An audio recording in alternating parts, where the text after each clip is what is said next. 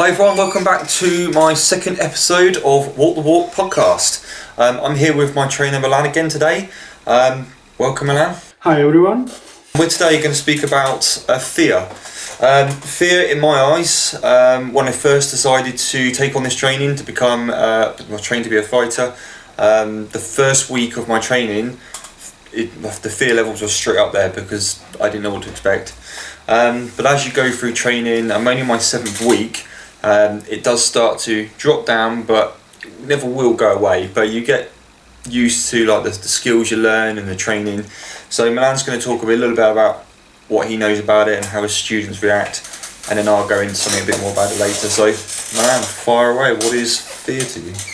Okay, what is fear to me? Actually, it's good when you feel fear. That means you are a normal person. You are not psychopaths. Only psychopaths are actually fearless. Everybody want to be fearless. That means, in my eyes, everybody want to be psychopath. No, fear is very important, and I will explain. I will try to explain because I had to study this topic, emotions and fear as well. As a coach, that's my ambition. I'm self-defense instructor first, combat sport instructor second. I like to help people wherever the goals is, if it's right that goal. But fear, it's common thing and it's very visible, especially in combat sport. People going to ring or to cage and they are scared. And that's absolutely normal. It's some kind of survival mechanism what we inherited after our ancestors. So first we have to understand how our body responds to fear or what's actually happening within us. I try to use some simplified form.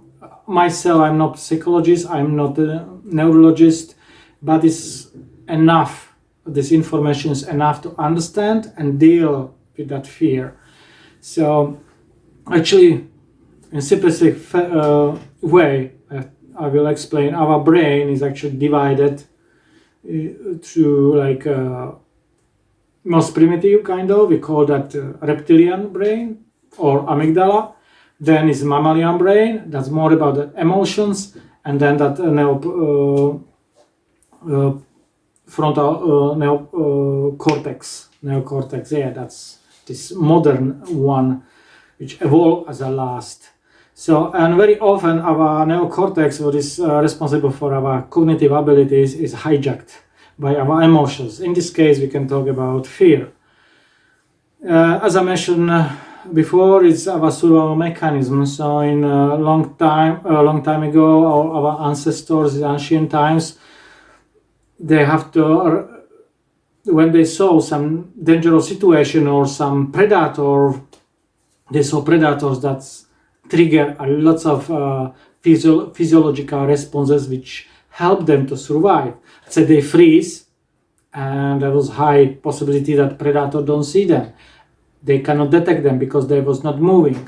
Okay, let's say for a long distance, or that amygdala, that when it's activate that stress activate that amygdala, and immediately like to your bloodstream was was released a lot of chemicals, adrenaline, testosterone, so your performance get better, so he could run faster, right, running away from the predator to escape. That is in very simple way. But what to do now in modern days, and let's say how to deal with that when you are athlete, or especially when you are fighter. But this experience every kind of athlete, and not just athlete, any high performance people who, let's say, on top business, and top business or artists, when they have to perform in front of audience, singing or acting. They putting themselves very often in such stressful situation, and our body, our mind, the amygdala response same as our ancestor. They saw that predator, but that physiological responses are not welcome today. Okay? your heart rate raising up, so your cognitive ability is going down. I think about 145, 150 beats per minute. Your heart rate is going up, and boom, your cognitive ability is going down. You can imagine what they can cause to, let's say, when you speaking to public, your cognitive ability is down. You stuck. Okay, like me now, but this is a language barrier. I have to think about translating constantly from Slovak to English and vice versa. So, and question is that centuries, warriors, fighters, how to actually control. They wanted to control that fear. Actually, that they didn't want to control that fear. They want to control that physiological responses of our body. How to do that? So you have yogi, okay, he was breathing, and not just yogi in India, but around the world, some kind of culture, especially warrior culture. In warrior cultures, they try to somehow become stoic, okay? That's why the stoicism is very popular, especially in Japan, samurai tradition, cultural. So, and we can do that. There is many training methods, how to control your physiological responses. Your body is autonomous system. You cannot straight away control that. Same like I can control my hand. Okay, I send signal. I want my hand to raise. I raise my hand. But how to control my heart? Okay, I cannot send straight signal to my heart. Slow down. Okay, it's influenced by all these chemicals, everything what trigger that my heart rate is going up. So, but through breathing, through affect another system, autonomous system within our body, vagus nerve, for example, through the abdominal breathing. But there is a catch. Okay, now it's very popular, especially yoga. People breathe abdominal breathing. Breathing. So, but it's good for preparation. This is good for preparation to perform, for performance. So you calm down yourself. Let's say you are gonna to give public speaking. You breathe. You calm yourself. Maybe you jump up and down, so your endorphins going up, so you get the zone, you go out and you speak, okay? Or after performance, when you need to calm down, it's already relief, you are happy, everything is done, you need to recover, so you can use that for your recovery. But what to do, and that is actually most important thing, between that start and beginning, okay? I know what to do before. Mm-hmm. When you give to fight, when you will go to fight, when first time I will prepare you physically as well, warm you up, but also mentally. And after some recovery have to be done. But during that action, okay, anything can happen. You can get surprised. How to recover very quickly during the performance, during the actions. All right. And that's actually what we will practice a little bit later. Now I'm teaching you, yourself to relax, to be loose, this abdominal breathing and everything. But later we will do much more different exercises, drills, because sometimes you stop breathing. Mm-hmm. Okay, does everything affect you internally? Okay, you stop breathing. When you got surprised, sometimes you stop breathing, maybe you realize that when you do something delicate job, like, you stop breathing, or you lifting up something heavy, you stop breathing.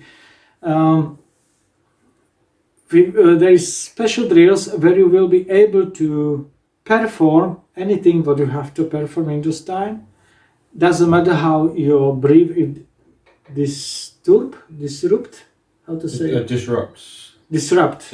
Okay, so ability to perform even when you breathe disrupt, because you don't have a discomfort to start. You cannot say to your opponents, "Wait a minute, I have to relax now." You get tense. You have to absolutely. You have to be immediately. You have to be able to relax immediately, constantly scanning yourself, but in in like background, like application and the mobile phone background still working, but plus consciously you working on something else. So some kind of this to teach your body and your mind to performing in such way. One last question is, how would you define fear? A small paragraph of where it starts from to where it kind of gets to the norm for a beginner fighter to a just going into intermediate. If he had fear from the start to the end, will they not overcome their essentially goals? Would it be Understand? To be a block? The training is process of adaptation, nothing less, nothing more. Okay, in the physical terms, okay, in your case you have to be fit, you have to be strong, you have to be flexible, and mental as well. Right. This is the hardest part, and it's very connected with your character and also influences. We are all from different kind of backgrounds, and I have to know you very well and tailor all this adaptation to you. Okay, some people are naturally tough, some people playing to be tough, but they are weak. Usually these people are rude. Okay, but in this adaptation is through experience. You will get first fight, second fight. You get adapted. Okay, you get used to that crowd, to the ring, to that environment. Maybe later for cameras, it's kind of extra pressure, not just fight himself. That's why I suggest to coaches, when you preparing your student for fight, don't prepare him or her just certain amount of rounds when you're going, let's say, to boxing, or certain amount of time of performance.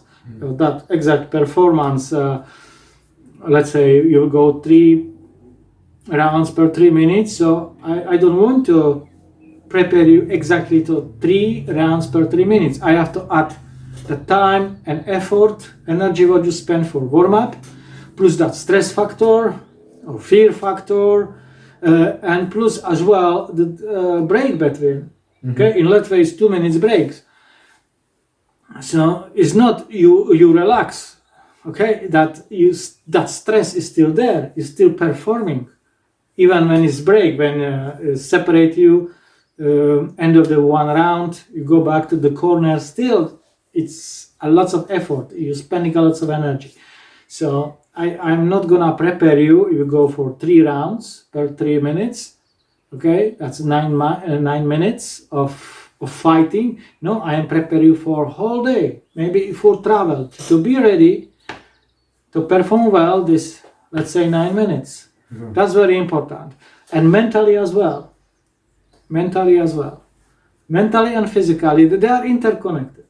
Okay. These I will suggest as well for people, high performance people, CEOs, managers as well, or artists. Prepare yourself not just for that specific task, that momentum when you have to perform well, let's say dealing with a business partner also. Really prepare yourself for everything, even for the travel, when you have to fly or drive or transport yourself in any way to that point where that things happen. Prepare yourself properly, not just for that particular event, action. Okay, excellent.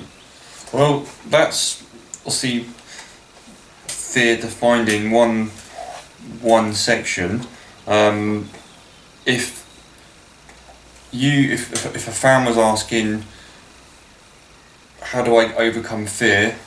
What is your description of that? How would you pronounce that to someone? Yeah, people want to control fear, suppress fear, or overcome fear. All right. Suppression lead to depression, guys. Don't try to suppress something what is stronger than you. And fear is. inherited ancient kind of avatrit, I would say. I don't know if I use proper English word. That emotion is very, very, every emotion is actually it's stronger than you. We inherited from our ancestors, from animals. It's like you imagine you have eaten you animals. An animal is stronger than human. Okay? And that's first thing. Don't try to suppress. That will never happen. When you are suppressing is inside building and really will lead to many psychoses and depressions. Now, control it. How you can control animal? Now you think you have strong, big dog. You cannot control him. You have to tame him, right? You see animals in the circus, they are tamed. Okay? Not always in nice way, but I'm talking about taming. And same with that fear. Let's say, I like to personalize that fear. You imagine that fear is it's some person. And be honest, fear is your best friend, because he came always, he's great messenger. He come to you to let you know something wrong can happen to you. He's good messenger, but bad advisor. So he came to you, and because when you are in very bad, shitty situation, who came to you? Who is with you? Best friend, obviously. Bad friends are with you only in good situation, in good times. In bad times, only best friends stay. So look at that fear as your best friend. So some shit is happening, he came to you. And fear is very important because sharpen your senses. When your senses are open, and for every kind of you feel, you hear, you see much more, you are more alert, okay? You're very vigilant. So, but you have to be tamed. So when he came, you can even yourself make some kind of, when you go to ring, thank you, you are here, but that's all. Okay. Okay, no worries, say to that big dog, no worries, I have everything under control. And breathe. Or go to ring, and that's already rock and roll happen. So you are there, and because sharpen your senses, you can see clearer, much more, you can see opportunities. Okay, when you are sleepy, you don't see too much. But boom, you wake you up, fear, boom, and that's it. His job finished. No advice. Don't take advice from fear. In this case, fear is very bad. Okay, and that's what we will do. Many exercises, how to control through breathing, and also when your breathing is disrupted, how to perform, how to in some level control your physiology, not let yourself to be tensed, constantly control, like background program. Yeah. Tensed, control, you're fighting, and it's part of the tactics and strategy. Okay. We work on that. You are just 6 weeks training with me, but we will go there. Okay, no worries. Once you form, everything will be good. We will step forward. Because I want you to gain skills, some kind of, I would say, internal skills, similar to skills of already experienced fighter, Olympian guy or something, would have already lots of experience. So that means he's already adapted to that stress. Okay. But they still fear stress. Even Mike Tyson, if you read his book, you say he was always scared when he was going to fight. And that's absolutely normal. That's mean Mike Tyson is not a psychopath. He's good guy. He's absolutely healthy. He feels all these emotions. So be proud about that. If your fear is strong, we will work on that. No worries. Excellent. Okay. Well, thank you very much for also explaining how you think about the fear side of things. Obviously, that's all my questions to you today. Do you have anything last to finish off on, or just like a little bit of advice for everyone with something that's causing maybe them to have some fear at the moment of something? Maybe the pandemic that's happening, or people are scared, and this I don't like to go too much deeply on the pandemic. Of course, this pandemic happened since the humanity is up, even before among the animals you have a pandemic. I don't think so. It's so bad how they try to convince us. It's if people got scared and uncontrollable fear, it's easy to manipulate them. So I would say every year many people die, unfortunately, from any different kind of disease and also natural death because of age, people aging. I'm not saying that COVID-19 it's easy something, some kind of illness, but I think this is too much. Okay. It's more political. I don't want to go in. I don't have enough information to have some kind of proper, solid opinion. Myself, I don't like opinions too much. Opinions are actually low value informations. So, but I have common sense as well. And don't be scared, people. And especially, this is actually just pop up on my mind. Don't be scared of fear. Fear is your friend. Many people are scared because of fear, not because of the actual situation or action what they expected, right? So take it, okay? Take it, okay? Bring it on. Many times people said, I was so scared, and when was already after that event, they said that was not so bad as I thought. So actually, you are scared of something what did not happen yet. Just be in the present, be now, and control it, and do what you have to do. Good, excellent. Well, thank you very much for coming onto the podcast again. Any questions you guys have, just swing them over, pop them over to us. Milan will get back to you, or any questions myself. Yeah, well, we'll see you in the next video. Thanks very much. Okay, see you guys.